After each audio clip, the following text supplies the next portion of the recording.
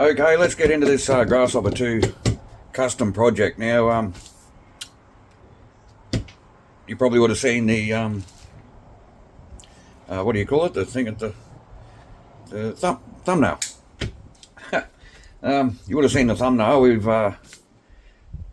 We actually decided the name of this car a while ago. It is going to be called the Clod Hopper.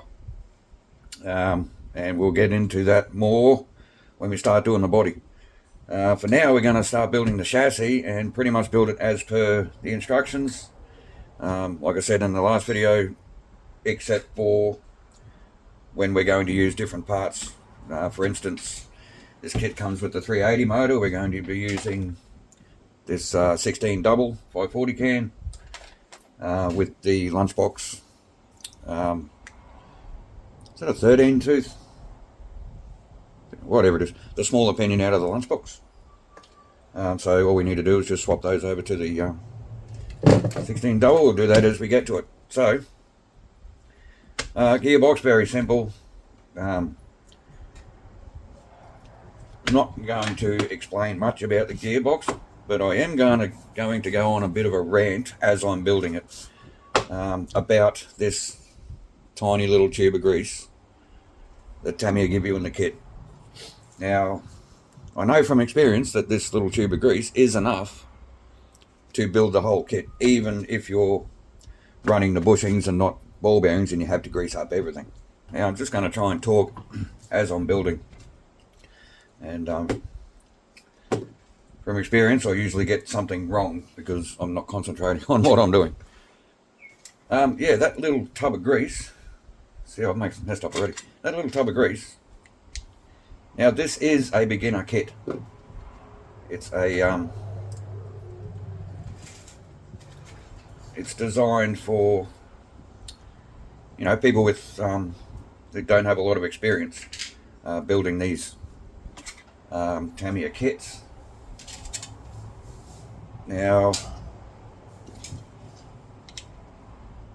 if you are a first timer building one of these kits,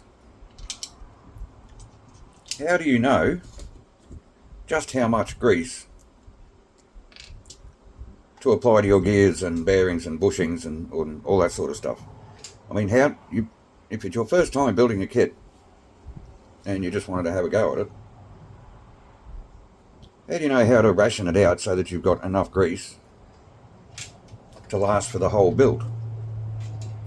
The first time kit builder won't have that experience. I'm missing an 850 bearing, mate, please. Should be a bronze one in there somewhere. If you haven't, I've got 1,000 of them over here somewhere. Thanks. So, yeah, just how does Tamiya expect the first time beginner, whether it be a child or even an adult, to know exactly how much grease to apply so that that small tube lasts until you put the front wheels on with the bushings? As you know, I do love Tamiya, and as you can see, I'm making a real mess of this build just because I'm talking and not concentrating. Yeah, it's just, yeah, we love Tamiya, we love their products, but sometimes they do things a bit of a weird way. So that's my bit of a rant about small amount of Tamiya grease in a beginner's kit. It wouldn't take much to put a larger, like a larger tube of grease in the kit. And even if you do manage to make this little tub of grease last for the entire build, if it's your first build and it's going to be your only build and you're just going to drive this once every other weekend and leave it in the cupboard for most of the time, you're still going to get to the point where you have to do some maintenance on the car. So if you use all that grease building the car, you have to find or source, and again, the beginner wouldn't really know where or how or what to look for. I mean, nothing's impossible these days with the internet, isn't it? But you know what I mean? You're not going to have any grease to do any basic maintenance on your car. Me, I've got tons of grease left over from previous builds, as do a lot of us who build a lot of RC cars. But yeah, your general first timer or beginner doesn't really have that luxury. So yeah, I know for sure Tamiya's not going to be watching our channel, but if somebody is watching, has anything to do with Tamiya, please, for the sake of the beginners, just put more grease in the kit. It really wouldn't add to the price of the kit at all, I don't think. So we've got our little oil cup here. Let us know in the comments if you agree with what I'm saying, or am I just being a little bit nitpicky? So that's our step 2 and 3 done. See, it's really not a difficult kit. Actually, while I'm here, I'm going to grease up these bevel gears. We did end up finding hopefully enough 1150 bearings to do this build without having to break into the brand new set for the grand hauler, which I don't actually need for the grand hauler because all the bearings are done for that kit.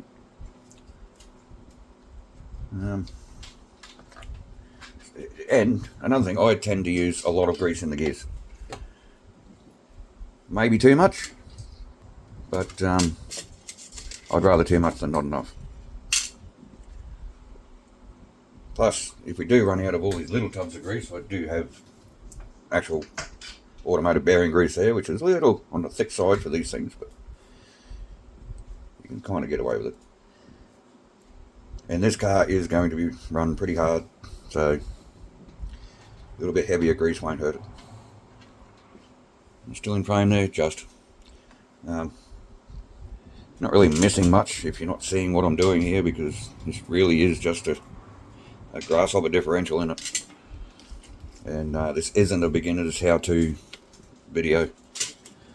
We might still do one day. By the time we get to that video, there probably won't be anybody in the world who's never built one of these kits before. I don't know. There's always a first time. Now, are all these shafts the same? Times 4, yes.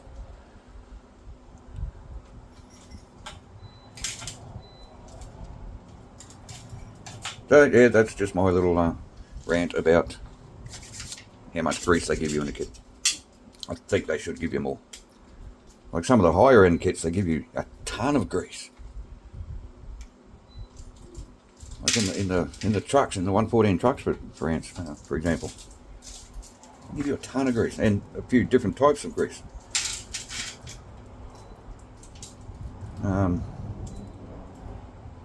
Now that can be justified because it is a higher end car. It needs more and better lubrication.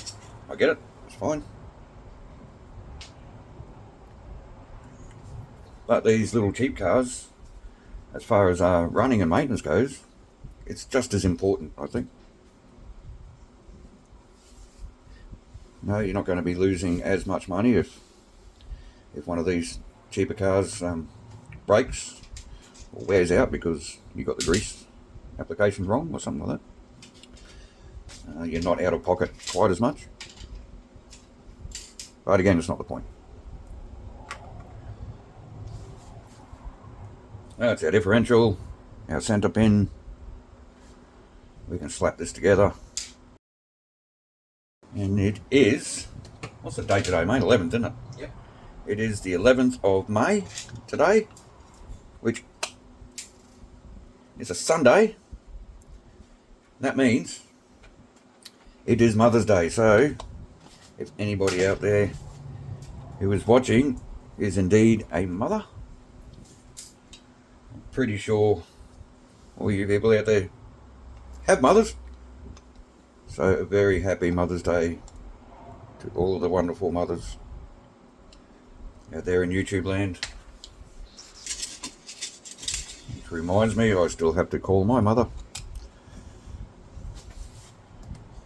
I'll do that when we finish making this video.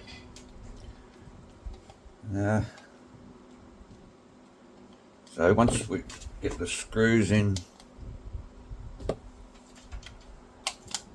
for this transmission, it's onto the motor, and then all we have to do is swap that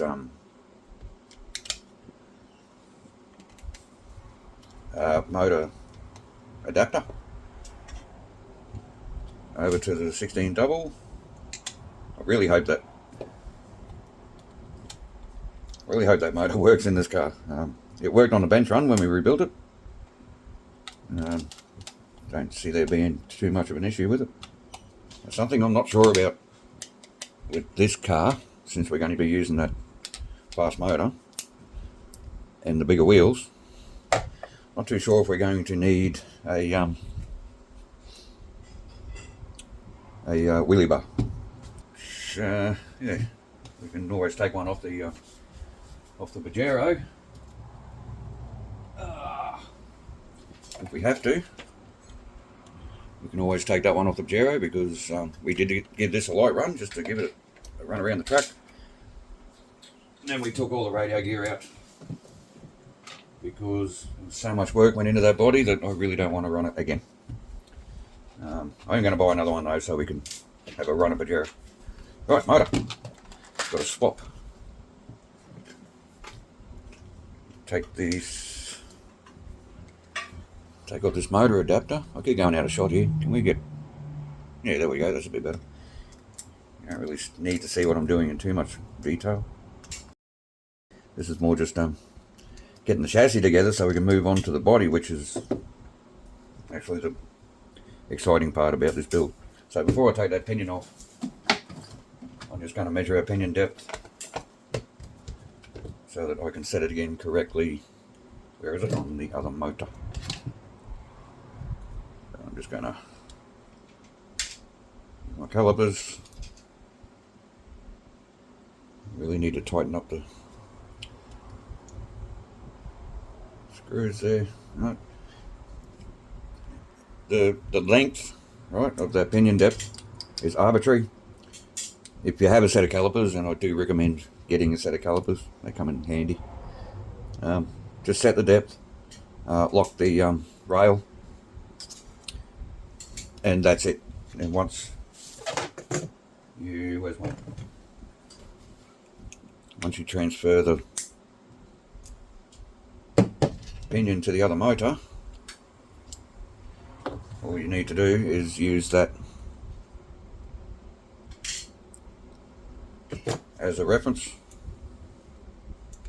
You don't need to know what the distance actually is, right? And that's pretty good.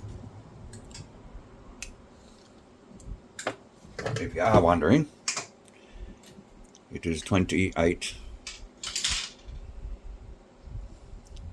Yeah, 28.24.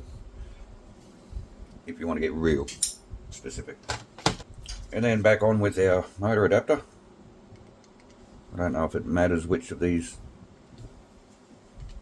These motors have four mounting holes, not two. So I don't know if it matters which holes they go into. Hope it doesn't matter. I know, like I said, I hope this motor works, but we did have this motor in our lunchbox for a time, and it ran really good. Nice and quick, and it did wheel stand a lot. Alright, we can, yes, our motor plate, or our cover. Now, our motor screws. Might help to put that on first. So after, actually what I'm going to do, I'm going to line up these screws without that cover.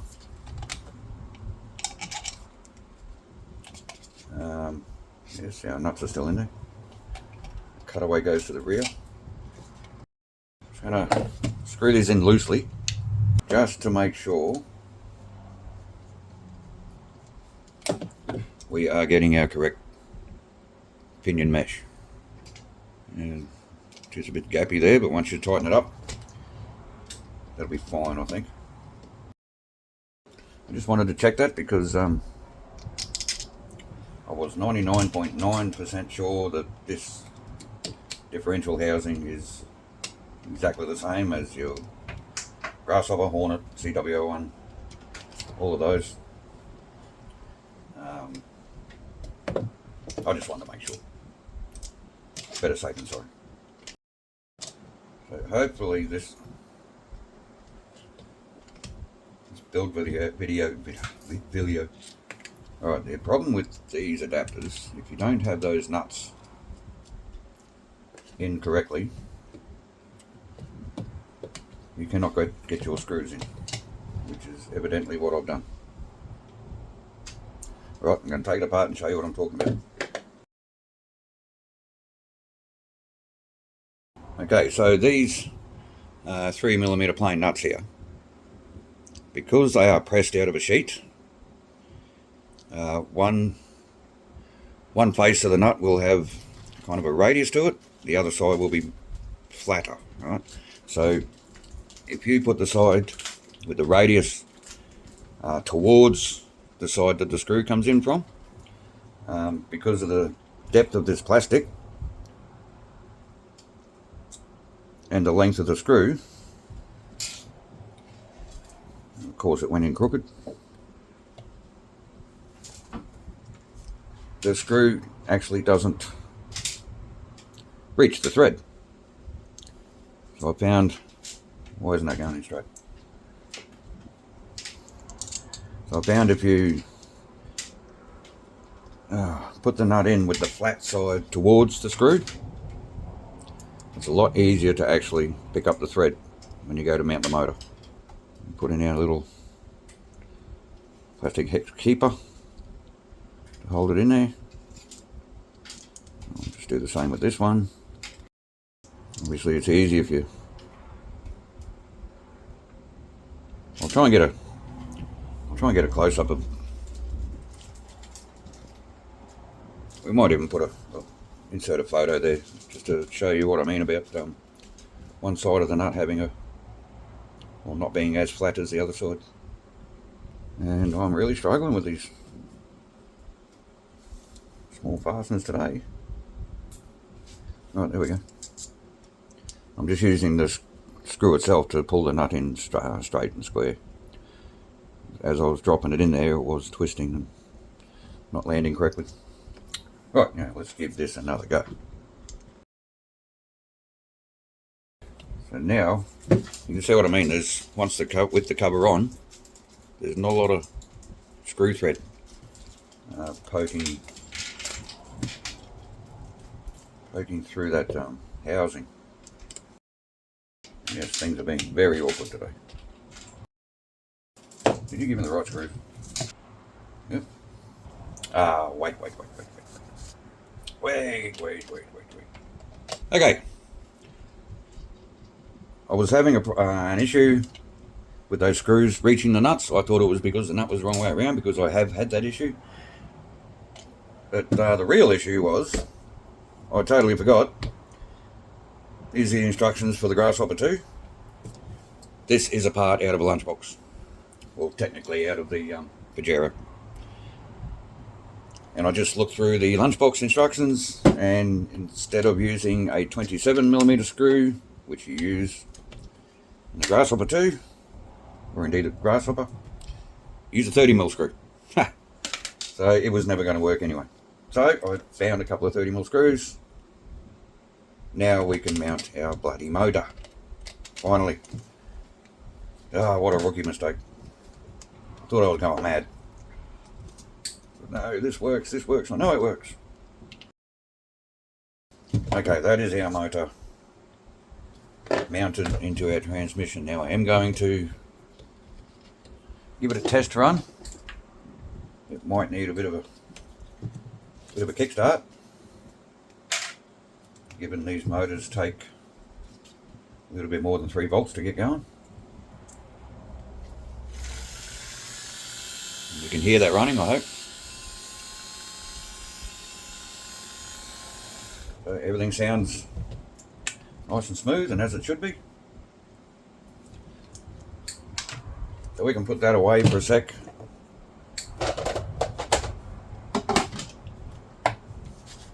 Because now it's time to fit our servo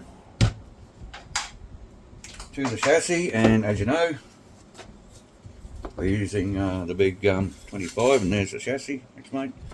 Actually, I've still got to mount these bits to these shock mounts.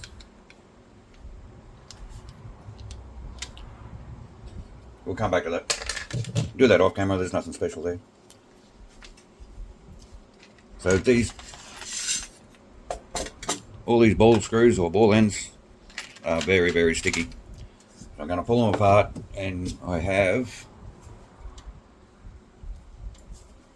a wire brush chucked up in the fordham here, in the handpiece. You slide that just up here. Just getting the foot pedal.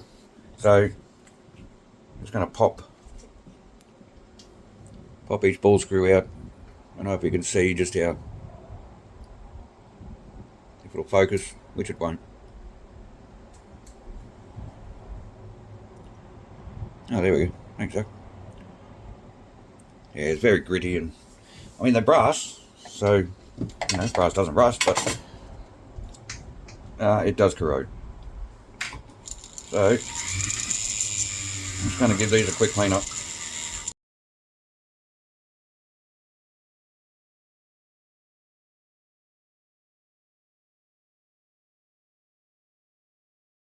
So we cleaned up our ball ends, and they feel so much more exactly the same. Yeah, they're just that corroded, really. They're pitted, and the rod ends probably aren't great either. But we're running with it because 25 kilo servos shouldn't have any problem dealing with that issue. And I really should center the servo, even though it should already be done. So let's give that a quick run. We're going there, neutral, manual, Manuel. Turn that off, that's centered, and that's, you know, pretty close. You never get them perfect. Alright, so I've already changed the mounting posts. Now, the issue we're probably going to run into. Okay. Yes, we have an issue. So, our problem is the servo will not sit flat in that chassis, and it won't even line up with the holes because of the length of this, the head of this servo here. It's actually hitting on the chassis there. So, this is the part I love about doing custom projects, because it really makes you think. So here are the servo horns that you're supposed to put on the Grasshopper 2. And straight away, yes, it's telling us to use P3, which is this longer, slightly longer horn, and it steps back a bit. So we're going to swap that one for this one, and then have another look.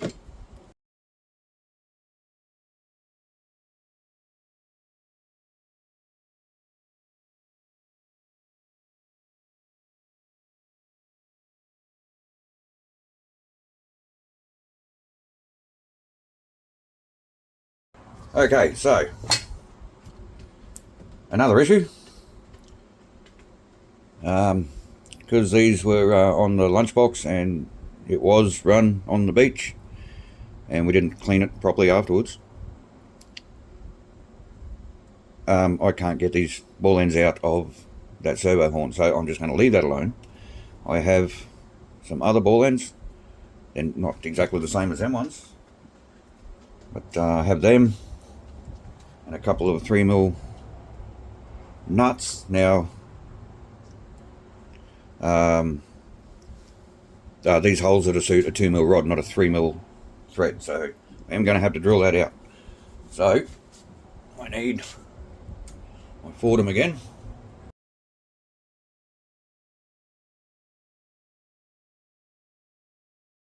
So I'm really hoping I don't mess this up, but just going to come in and drill these holes out to 3mm. You know what? No. I'm not going to do that. Right, back up. I'm going to drill and tap for 3mm. Saw Fast Freddy when he was doing his, I think he was building the Hornet Evo,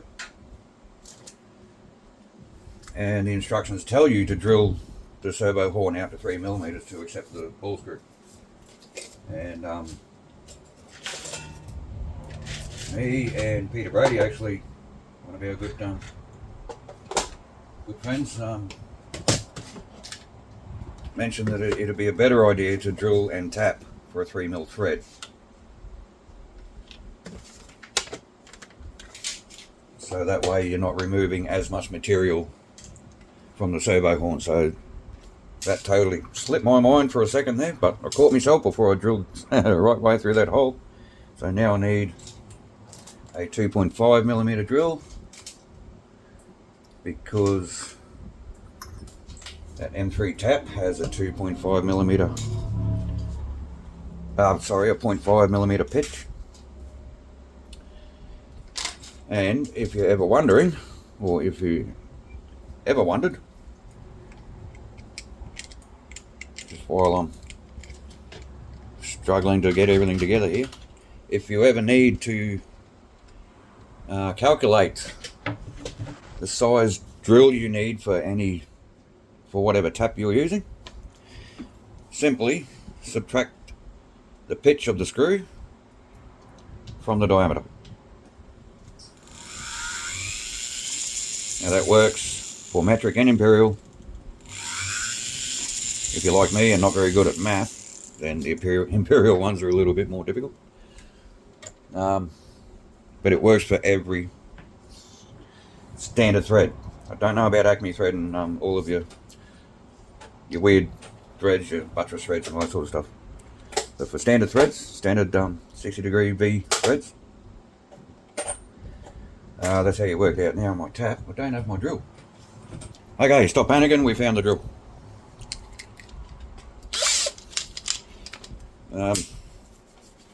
If you're new to this, don't put your don't put your tap in the drill. I have had a bit of experience. Why am I? I just had me foot on the foot pedal for the Fordham. I'm not even using the Fordham. So yeah, unless you've had a bit of experience power tapping like this, just use a tap handle or a pin vise if you've got one,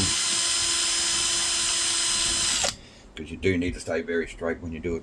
So we're simply just going to screw our ball connectors, ball ends, whatever you want to call them, into our servo horn and stopping when it meets the plastic.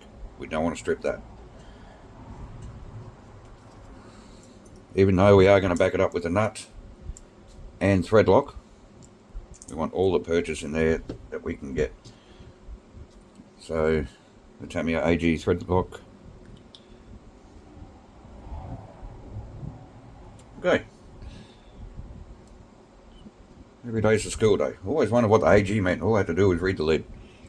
Anaerobic gel. That means you have to do your stretches before you use it.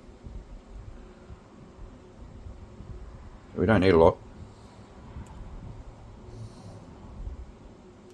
And I'm making a right mess of this. So apparently this gel thread lock doesn't eat plastic. So let's hope that's the case. So I'm just going to hold the ball screw and use a box wrench just to nip that up. And by the time we eventually get to running this car, hopefully this afternoon, that thread lock would have set nice and hard. Well, as hard as it sets. Never really had much trouble getting things apart using this thread lock. Although it is tighter to get apart, I guess. So it does do something. Just nip that one up. I really hope this works.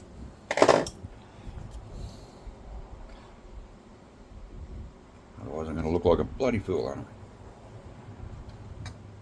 Which wouldn't be much different to any other day of the week. Alright. Now let's get this servo horn back onto the servo. I might come in later and thread lock this screw for the servo.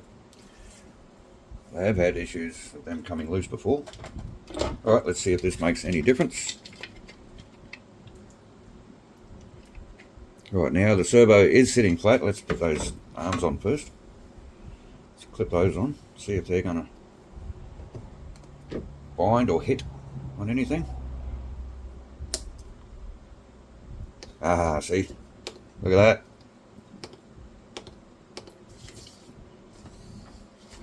Always use new balls. New balls work a lot better than old balls. Make of that what you will.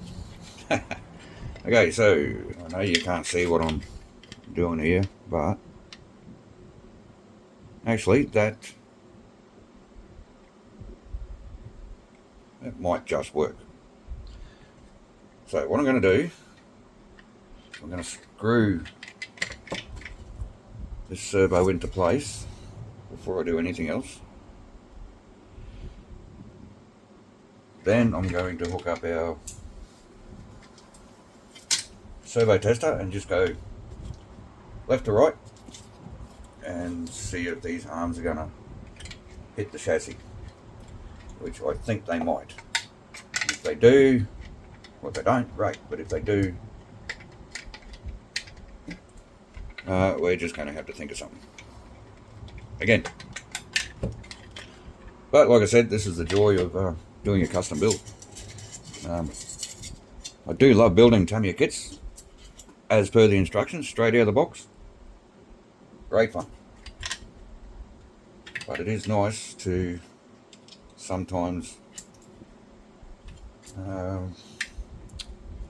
reignite that scratch building streak. I'm sure we had back in the day when we all built static models, and we used to kit bash. You know, take. Oop, I don't need that one. Used to take 2, 3, sometimes more different model kits and make one out of multiple kits. It used to be great fun. Alright, so flick that over there to manual.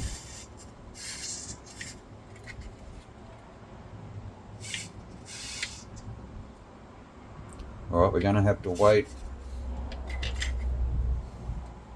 I'm going to wait until everything is assembled on the front end. That doesn't look right.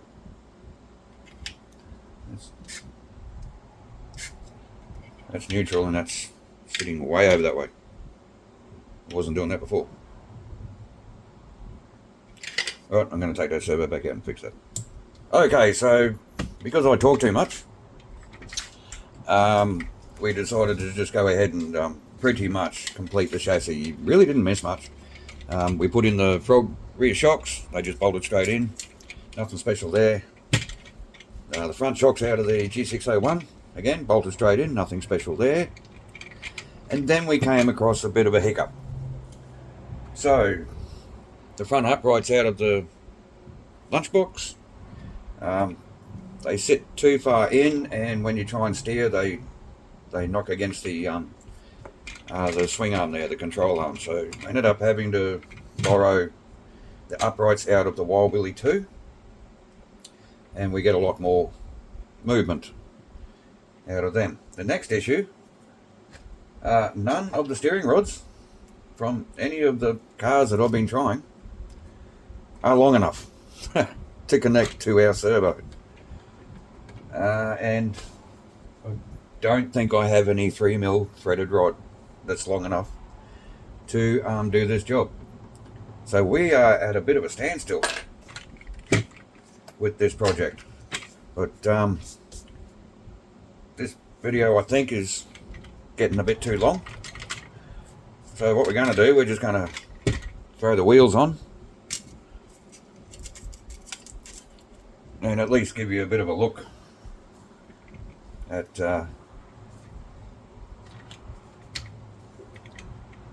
you know, what the end result's all about. We're going to look absolutely everywhere around here.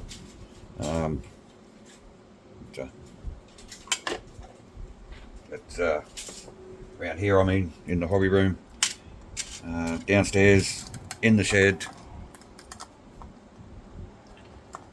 to try and find some threaded rod so that we can get this car up and running, which obviously won't be in this video. I was hoping to at least give the car a bit of a run at the end of this video. But these things happen when you do a custom build and you don't really plan properly. Yeah, I really thought all of those parts would have gone straight in and there wouldn't have been an issue. But these things happen, don't they? So we're going to at least get the wheels on. I'm not giving up on this project though. If anybody can give us a bit of an idea of what rods we need to use, or even the length of rods we need, I mean, that's not hard to work out. If I do find threaded rod, then we're just going to cut it to length. Mount them on. Why are the fronts? It's weird. Yeah, we just got to cut it to length and put the rod ends on. Off we go. I do have some 1/8 brass rod in the shed. So if I can find a 1/8 threading die, I can have a go at threading some brass rod. That'd get us out of trouble. So there's our wheels on. That rear suspension is very stiff, but and springy. But it is called the Clod hopper. This is going to be hopping over clods, obviously. Not the cars, clods. Clods of dirt. That's the meaning of the word clod. Alright, so we haven't screwed in the body mount. We haven't screwed in the mounts for the battery tray, nothing like that. We just built the basic chassis and set the body on. So let us clean this bench up a bit. We might talk about the body a bit, what our plans are for it, and that might be the next video. And hopefully by the end of that video, we've sorted out our front steering. Alrighty, that actually looks really good. Well, we knew it was going to look good because it's basically a mad bull, isn't it, as far as looks go. Now the front bumper, as I said, if we just mount it on as it is, we're not going to get our steering out of the wheels. So these bars need to be trimmed off. We'll do that later. And I think this is going to zip around the track. It's going to be cool. I'm loving it already. Now the body. Why is it being called the Clod hopper and not the Mad hopper as Adam suggested? Well, we have the shiny, or the flashy silver stickers left over from the Black Edition Clod that we turned into the OG Red tribute. Now I know what you're thinking. This number down here says it all, 47432. That means they are limited edition. You only get them in the Black Edition kit itself. You're thinking, why are you cutting them up? Well, because I have them. This is our car. We do what we want. So, our plan is we are painting this body actually two-tone. We have some metallic grey. It's all downstairs at the moment. We were playing with it all yesterday. Some metallic grey, and basically we're going to mask off and paint the top of this wing section and down here to meet these sort of gill slots on the side, on both sides. That's going to be your metallic grey, a dark metallic grey I think it is. And these slots in here are going to be painted this silver leaf, and the rest is going to be metallic black. And then metallic black with these chrome stickers. We're just going to position them pretty much how they're going to fit. Like the one off the front of the Clod's going to go down here somewhere, sort of come up, stop about here. The real powerhouse ones, they're probably going to go up the side here, and so on and so forth. And we also have the other Clod sticker sheet still left over, and obviously we have the Grasshopper 2 decal sheet. Now, because I'm cheap and lazy, I didn't get a Clod hopper sticker designed and ordered and sorted out. And also because I forgot. I still might get one later. But what we're going to do in the meantime is take this hopper sticker, cut the S off, and then trim out the Clod in this chrome one down the bottom here. And they're basically going to sit in the center of the rear wing there, and with the Clod on a bit of an angle sitting over the hopper. So it'll be called the Clod hopper. Don't know about if we're putting the 56 numbers on it or not. And yeah, we're probably just going to plaster it with the the sponsor decals, all that sort of stuff. We have a drawer full of decals left over from old cars, old projects, old kits. So yeah, that's the plan for the body.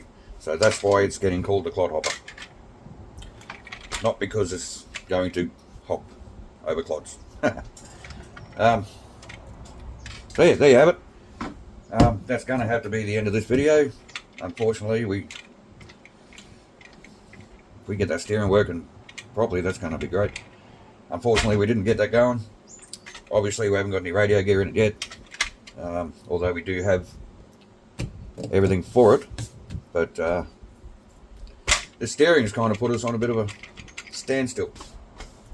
So, that'll be it. Thanks for watching. Thanks for your support. Have a great day. Leave it in the comments if you know a quicker and easier way we can sort out the steering issue. Like I said, it's just a matter of putting threaded rod in there, which I don't have. So, yeah. We'll see you on the painting video. Bye.